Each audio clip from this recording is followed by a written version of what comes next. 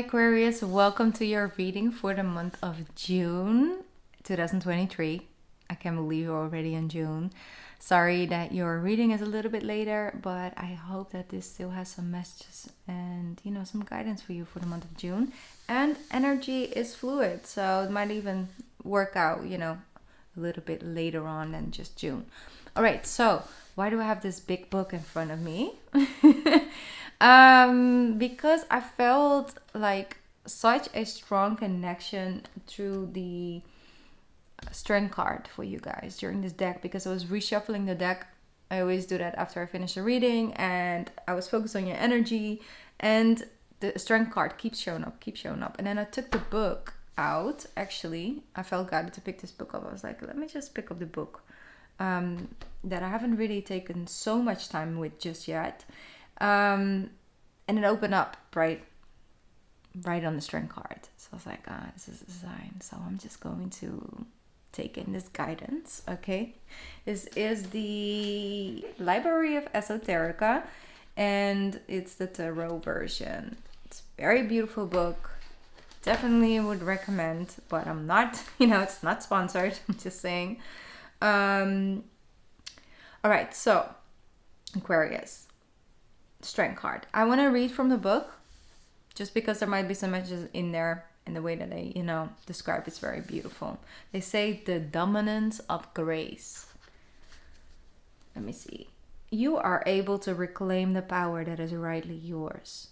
The inspiration which invigorates you and enables you to drive forward in a strong feeling of confidence in yourself, your motives, and your environment. You have prepared for this success.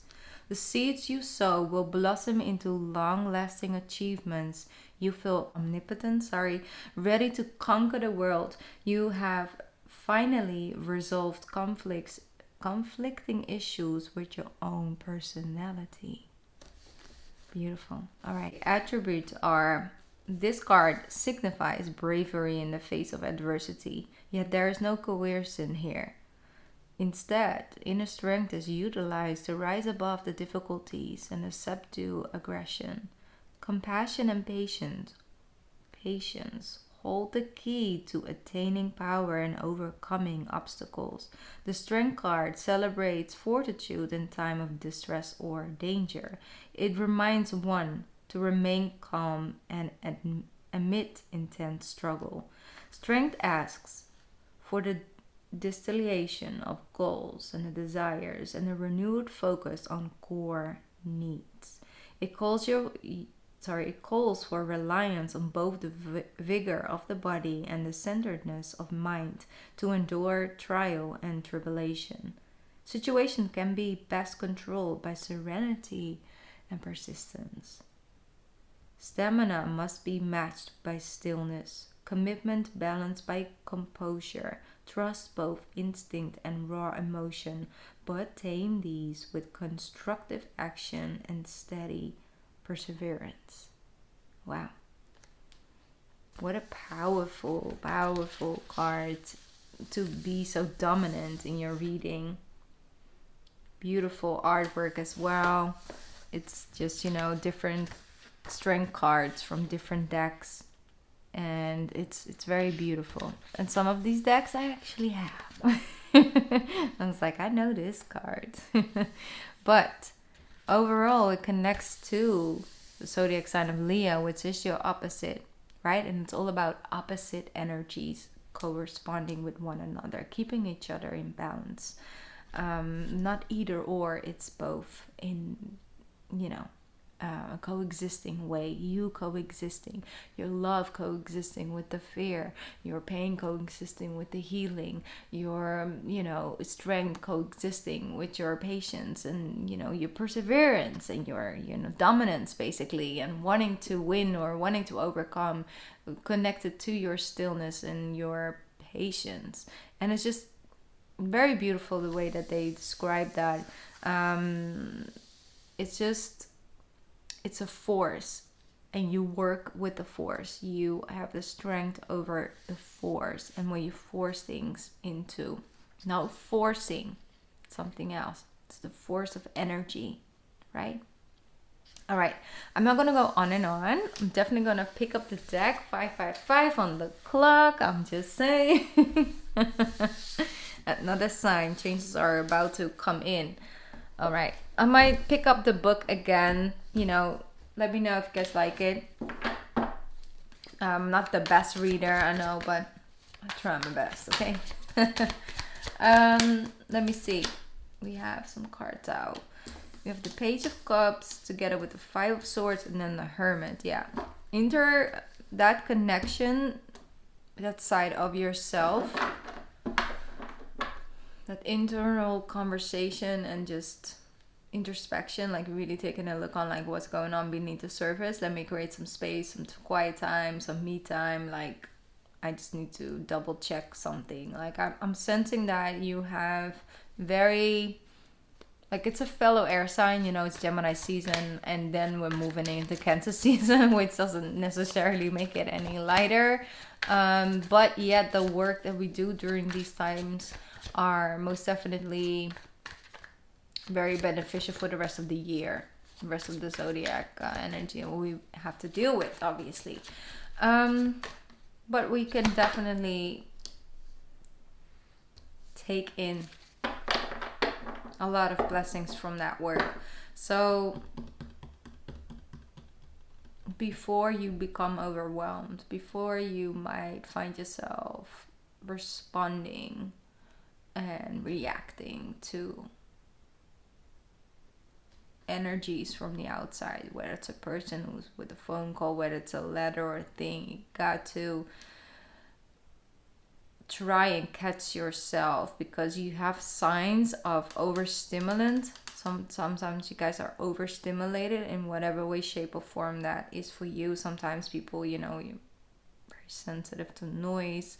Other people are very sensitive to emotions of other people. Then other people are very sensitive towards having to need to do so many things, right? Like too much on their to-do list, too many deadlines, too much time pressure. That's something that might be triggering to you guys. Everybody has their own sensitive points, which keeps us balanced. It keeps us reminding that we are human, having you know, we are souls having a human experience, and in those stimulants and those sensitivities is not a weakness that we just simply have to cope with. It's definitely there to protect us and to keep us in alignment with boundaries, right? They showing me that before you burn up the wood in one go, if that's a way to put it, there are some signs before that. And when you start to learn that, hey, when I, you know, am too overwhelmed, or when I intend to get in a fight with a coworker or whatever way, shape, form, I did already kind of notice yesterday that you know, I wasn't responding very well to my food, and I was just like, there's already little signs. And if you learn how to communicate or understand the communication of your physical body and your mind, your soul, then before that you can like, oh, you know what, I felt a little overwhelmed yesterday, so what I'm gonna do next morning, I'm gonna start with a quick something, like it's a small meditation, it's a moment of silence, or maybe I'm going to take a bath. Like I'm gonna get up an hour earlier. I know, not really an Aquarius thing, but I'm gonna get up an hour earlier. I'm gonna take a salt bath before I'm going to work, because you know, I wouldn't really want to get up early, but relaxing an hour, really having time for myself in the morning, not feeling so rushed as you would if you would get up later, might already create some of that space. So it could come in little things, in little ways, have great beneficial effects for you guys. That grace, right? That balance, bringing in the balance, what we're talking about in the book as well. So Page of Cups with the Five of Swords. Some of you are like suspicious about everything that someone does. I don't know. You're like, oh, you baked the cake. That's so nice, Karen, for you to bring cake to work. Might be poisoned though. I'm not going to eat that cake. Like, you want to get me? It's like in your mind you're like, I'm never gonna eat that. It's like it's like you're suspicious. Someone just literally just brought some cake to work and you're like, I'm not so sure about this. There might be something going on behind this. What's in this cupcake? It's not even your. It's not your birthday. Oh, okay. Oh, Aquarius, you guys crack me up. I'm hearing. Well, at least you're laughing. Like I'm not. I'm laughing at you. I'm like, it's just, yeah. I recognize myself in it here and there. So it's a North Node, the Aquarius thing. All right. They're like, okay, come free yourself. Look at that, much better manageable. 5 of Wands. We don't need this 10 of Wands. Ooh, we got the proof too anyway. Oh, you can walk with all these wands. Can't see where you're going, but yeah, I can see. Physically, you can handle it, but mentally, are you okay? Like at this point, it's too much. 5 of Wands more than enough. Don't have to overly do it in order to be valuable or whatever. Like, balance. Balance it out. There might be some form of competition around you. I don't know who is in competition for who. Or you're making something a competition energetically. Almost feels like a competition. Like, who does it better? You're like, I just don't want to be in this competition anymore. Like, I just want to have myself. Like, I want to focus on, I want to become a better version than me 2 years ago. Like, I want to continue to just grow and evolve into the best version of myself. I'm the only one who I'm competing with, and that way, like, that outside world is like, it's just never, there's always someone better, stronger, quicker, or whatever, and it's like, it's just exhausting because you're getting farther and farther and farther away, removed from what actually would make you happy. Because it's the world, they're always ever changing, so trends are always changing and everything. It's just a one big mess, and I'm just out here shuffling, kind of wanting to ignore all the cards. So that's an energy I'm feeling with you guys. I am a little bit in a flow. I've been doing my readings with you guys differently, but Capricorn and Sag today was also just differently than I normally read, so it's probably just an energy. All right, it's a Gemini twin coming through. You have the 2 of Pentacles with the Queen of Pentacles, with the Queen of Wands. Exactly. Beautiful. 6 of Wands is here for you as well, Aquarius. I love that. We have the King of Swords with the Death card with the 2 of Swords. You see there's so much going on. There are so many details. I think that maybe you intend to get a little bit lost in the detail and miss the bigger picture, and then because of all the details are just so much, and you kind of just want everything, you want to double read everything, you want to double check a couple of things, then you may kind of just miss the whole point. Like, a lot of times a lot of people have that with our wedding, right? They're so caught up in like, I want to get married. Not everyone, I'm just saying certain people are like, I want to get married, and then they get proposed to, and then they, then the wedding planning starts, and they kind of find themselves really just catering to everyone who's invited, instead of that it's about the people getting married. It often becomes about all the people and their diet preferences, and they can't sit with them, and who's gonna sit with us, and who's gonna have feelings about that. It's like a lot involved in planning a regular, up to like a grand scale wedding, and often the only people who are like kind of don't even really completely being able to enjoy it is the people getting married, because there's just so much details that come with it, and then everything works up to this big one day that is over before you know it, and then looking back you're like, I'm glad there's pictures, because I don't even remember seeing him at the party. Was he there? Well, he's on the picture. He must have been there. I don't know. What's the cake? Did I eat cake? Did we do the cake? Oh, yes. Okay, we have a picture. Oh, okay, so we did do the cake. All right, yeah. I was just at that moment so caught up in the thing that was going on in the back. It's a little bit of that. So it's like about centering yourself.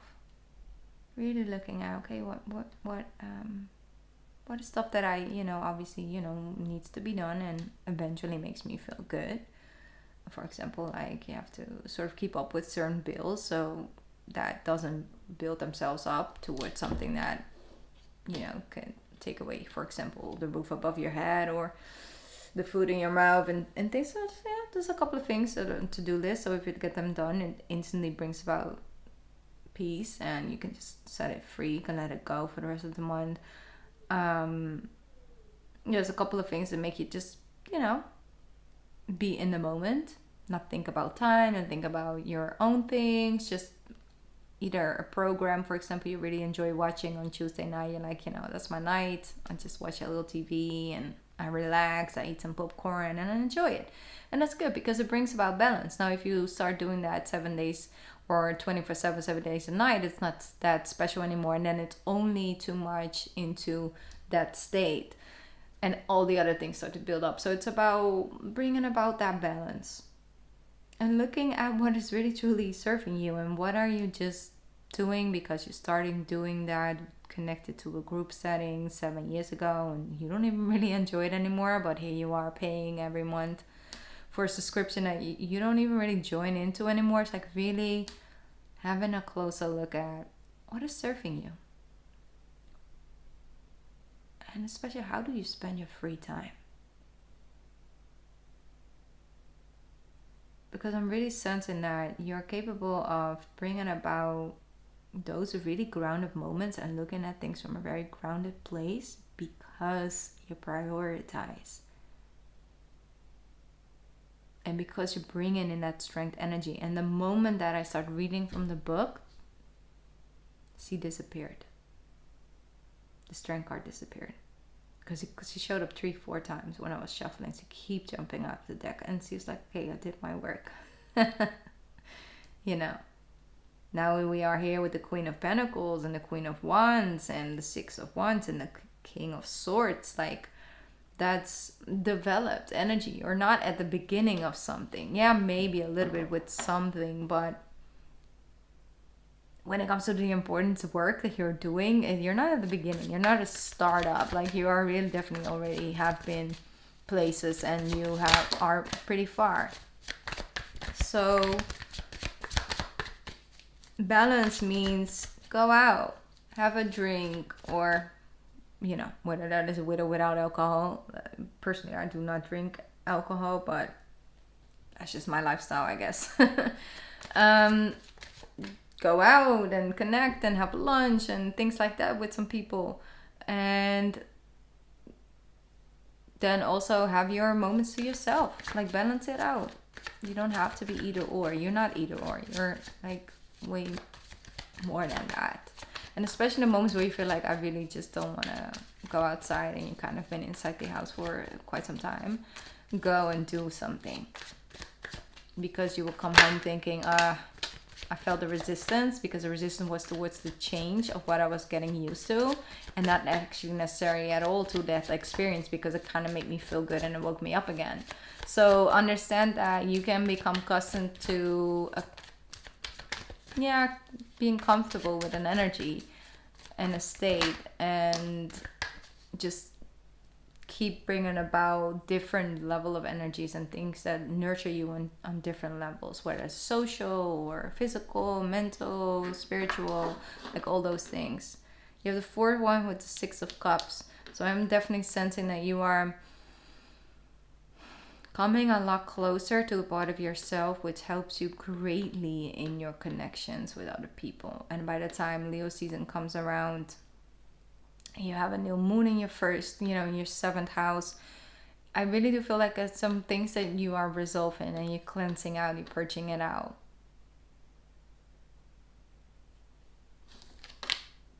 Chariot. Cancer. Cancerian season. What you won't do for love, Queen of Cups, Knight of Swords, Knight of Pentacles. Yeah, there's this. You might feel that there is someone who is coming for your independence. Not. They're not truly coming for your independence. But you can't get them out of their own either. You met the match, Aquarius. Love it when that happens, Like you have this sense, this need for the sense of freedom in whatever way, shape, or form. It doesn't always have to be complete, utter freedom, but you need to be able to feel that if you would want to, you have some freedom. You've met someone who's very an emotional independence and retreats. But like sometimes you wish you could.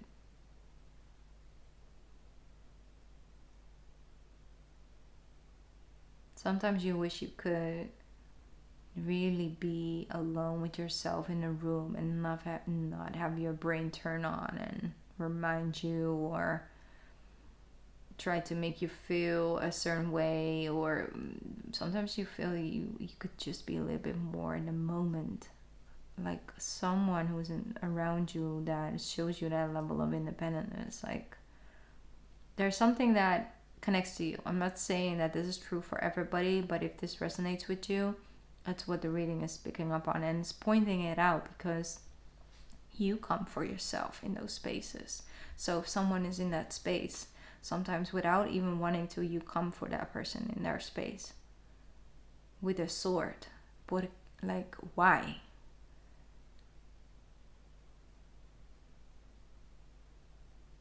Why would you enter that beautiful Zen space with a sword? For what? We don't need swords here. Like, we're good. This is about how things make us feel, not about how much it get us paid.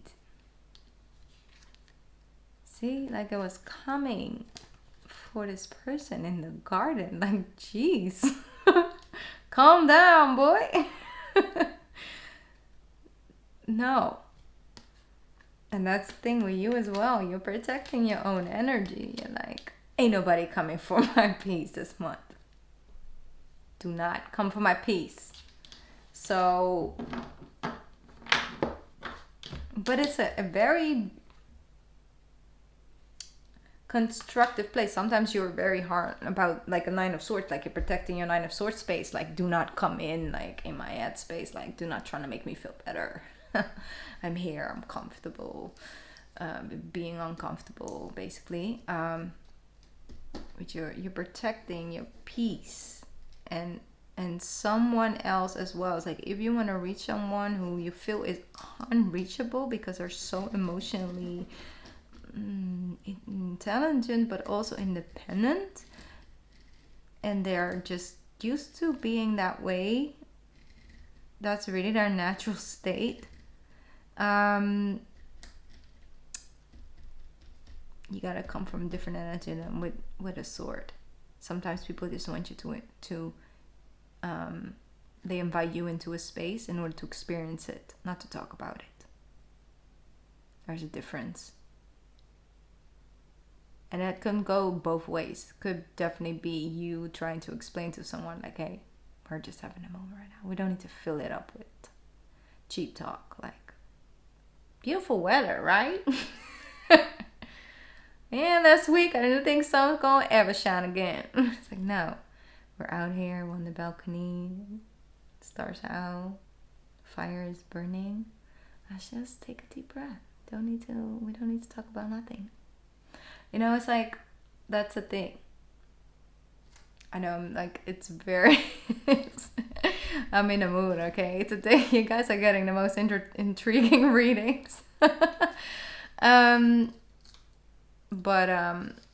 Yeah, that's just what I'm feeling for you guys, Aquarius. There's so much going on. There's so much diversity, and I'm really excited for you guys because I know I can feel energetically what's on the other side of this.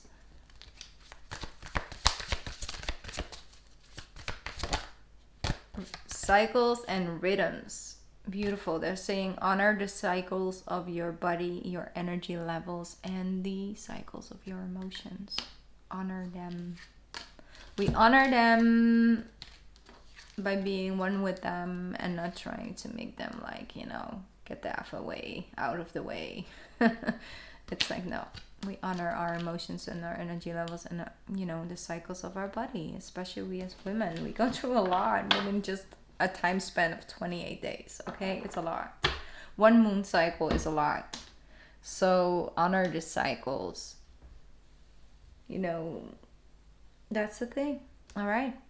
Beautiful. Embrace your body. Embrace your mind. Embrace your soul this month. Do it with grace. I love you, Aquarius. Happy Pride Month. I'll see you soon. Bye.